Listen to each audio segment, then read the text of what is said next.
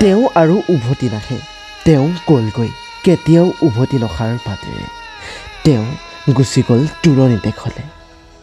বিহুৰ আনন্দ উল্লাসৰ মাজতেই দুখ খবৰ কণ্ঠশিল্পী ৰাজীৱ শদিয়া আৰু নাই অসম চিকিৎসা মহাবিদ্যালয়ত সোমবাৰে অকাল বিয়োগ কণ্ঠশিল্পী ৰাজীৱ শদিয়াৰ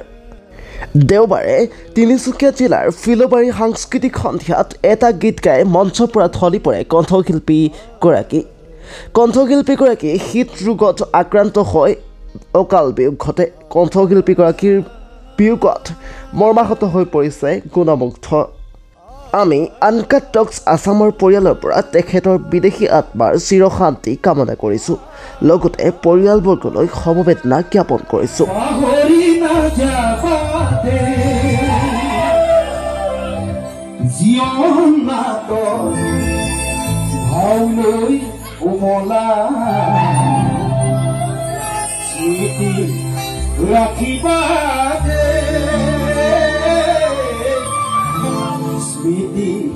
Rakiba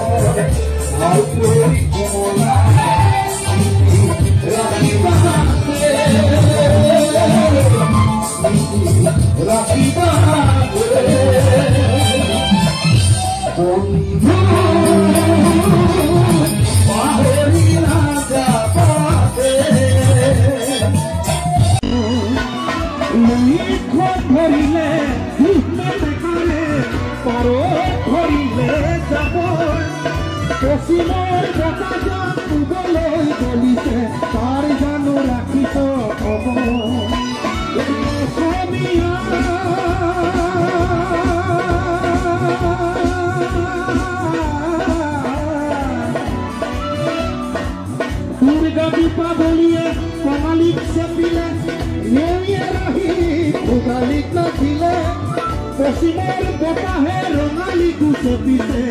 অসমীয়া জাতি আমি পণ্ডিতে অসমীয়া জাতি বাৰু পণ্ডিতে লুইখন ধৰিলে ইহমে বেকাৰে পাৰত ধৰিলে যাব পশ্চিমৰ বতাহ ক'বলৈ গলিছে তাৰ জানো ৰাখিছ খবৰ এইখন দেশতেই জনম ললো এই দেশৰ বাবে মই মৰিব পাৰো এইখন দেশতেই জনম ললো এই দেশৰ বাবে মই মৰিব পাৰো দেশ মোৰ ভাষা মোৰ অধিকাৰ মোৰ দেশত নচলিব ভাষা